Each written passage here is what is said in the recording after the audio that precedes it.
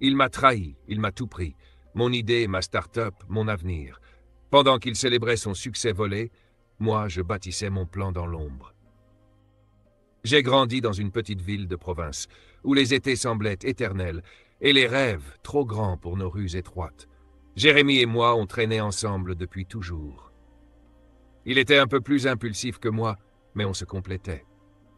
Dès l'enfance, on s'est fait une promesse. Quoi qu'il arrive, on se soutiendrait. On l'avait même scellé par un pacte écrit à la main, enterré sous le vieux chêne, près du terrain de foot. C'était peut-être naïf, mais pour nous, c'était sacré. En grandissant, cette promesse est devenue notre moteur.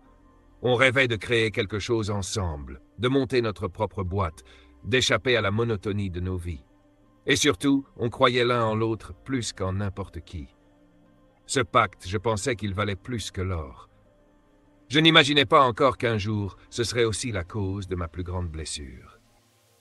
Après le bac, au lieu de suivre des chemins séparés, Jérémy et moi avons décidé de tenter notre chance ensemble.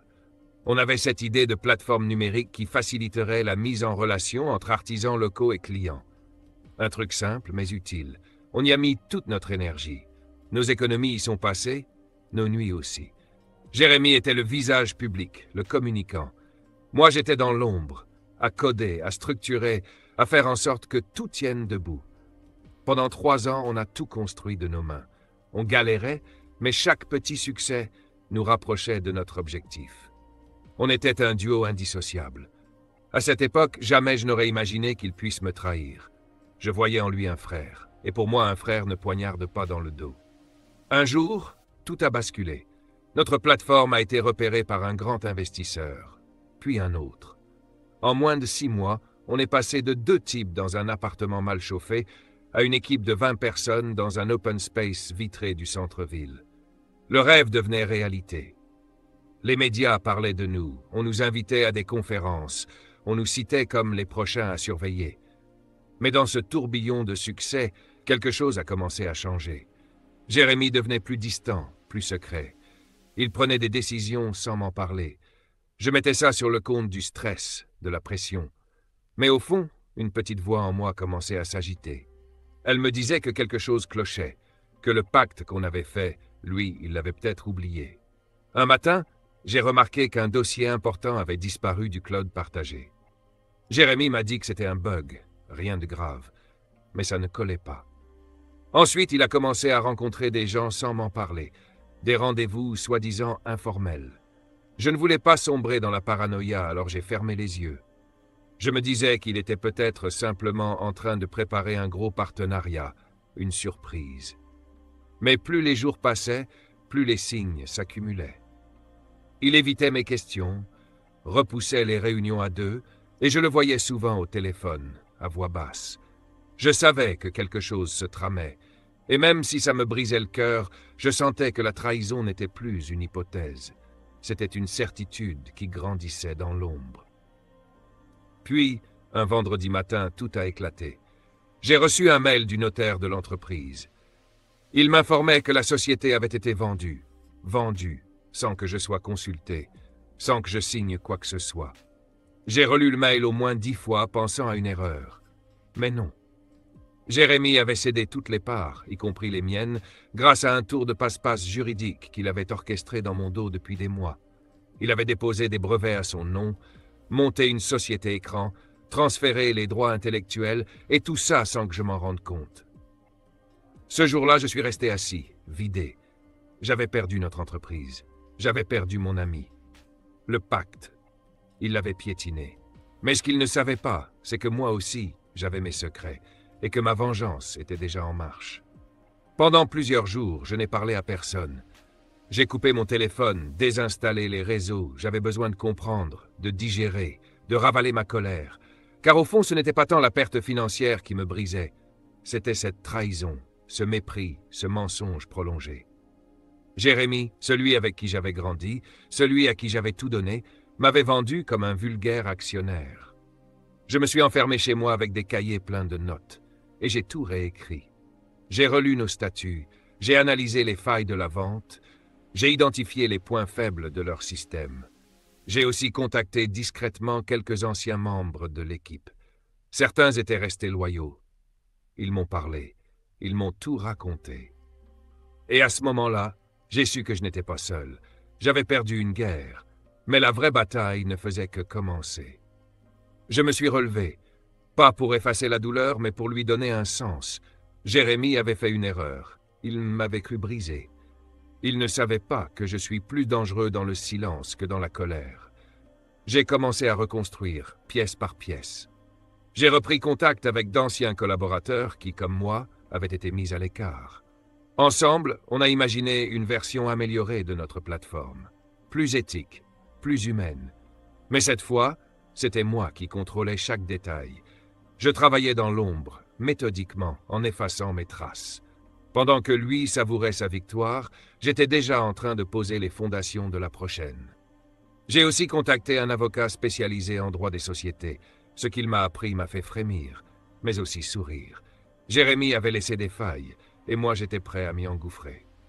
Avec l'aide de mon avocat, on a décortiqué tous les documents que Jérémie avait modifiés, falsifiés ou redirigés à son nom. Ce qu'il ignorait, c'est qu'une clause oubliée dans nos anciens statuts m'accordait encore un droit de regard sur certaines décisions majeures. Il avait contourné le système, oui, mais pas assez proprement. Il y avait eu des négligences, des traces, des incohérences dans les registres. Pire, en transférant la propriété intellectuelle de nos codes sans autorisation écrite de ma part, il avait violé une série de lois sur la propriété partagée. Mon avocat m'a regardé sérieux avant de dire « on peut le faire tomber et le faire payer très cher ». Cette phrase a été comme un courant électrique. Mon objectif n'était plus seulement de reconstruire, c'était de réparer, de rétablir une vérité qu'il avait voulu enterrer. Et j'étais prêt à aller jusqu'au bout. Plutôt que de l'attaquer de front, j'ai décidé de revenir dans le jeu par la petite porte. J'ai lancé notre nouvelle plateforme sous un nom différent, dans un secteur légèrement adjacent. J'ai utilisé un pseudonyme pour ne pas éveiller les soupçons. Très vite, le bouche à oreille a fonctionné. Les clients retrouvaient la qualité, la simplicité et surtout une vraie éthique. Beaucoup avaient été déçus par la version corrompue que Jérémie avait vendue aux investisseurs. Mon projet s'est imposé comme une alternative fiable. Dans les coulisses, je voyais son empire commencer à trembler. Les investisseurs perdaient confiance, les utilisateurs partaient. Et lui, il ne comprenait pas d'où venait le feu. Ce que je ressentais n'était pas de la haine, mais une forme de justice froide. Je ne voulais pas sa ruine. Je voulais qu'il sache chaque jour qu'il avait perdu plus qu'une entreprise. Il avait perdu moi. Un jour par hasard, ou peut-être pas, je l'ai croisé dans un restaurant. Nos regards se sont croisés, il a blêmi. Il ne s'attendait pas à me voir. Et surtout, il ne s'attendait pas à ce que je le fixe avec calme, sans un mot. Je n'avais plus besoin de crier. Mon silence était plus puissant que n'importe quel discours. Il a tenté un sourire gêné, a ouvert la bouche comme pour parler, mais je me suis levé. Sans un mot. Sans un regard de plus. Il devait sentir que les choses avaient changé, que j'étais devenu intouchable pour lui. Ce jour-là, j'ai compris que ma revanche ne passait pas par la haine, elle passait par l'indifférence et par ma réussite. Je voulais qu'il me voie grimper pendant qu'il s'enlisait, qu'il sache que sa trahison avait créé une version de moi bien plus forte. Quelques semaines plus tard, un journaliste économique m'a contacté. Il avait eu vent d'une étrange coïncidence entre ma nouvelle entreprise et l'ancienne. Je savais que le moment était venu. Sans jamais nommer Jérémie, j'ai raconté mon histoire. Le travail, la passion, la trahison. Les lecteurs ont tout compris. L'article est devenu viral.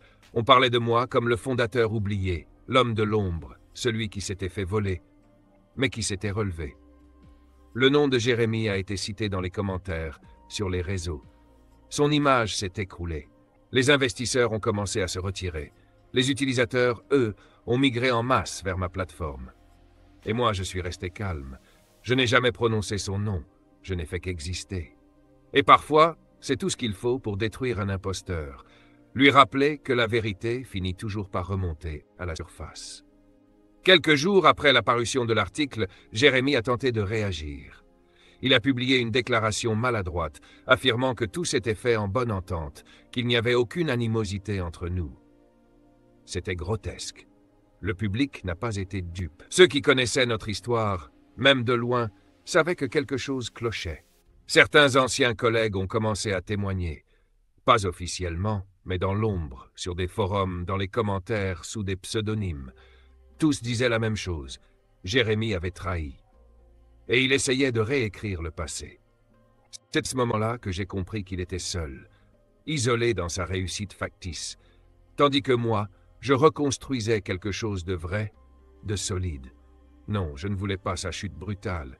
Je voulais qu'il regarde chaque jour ce qu'il aurait pu bâtir avec moi, et qu'il comprenne qu'il avait tout gâché. Mon avocat m'avait prévenu. Une action en justice allait être longue, mais elle était désormais inévitable. Nous avons déposé une plainte pour abus de confiance, fraude et détournement de propriété intellectuelle. Le dossier était solide. Les preuves, nombreuses.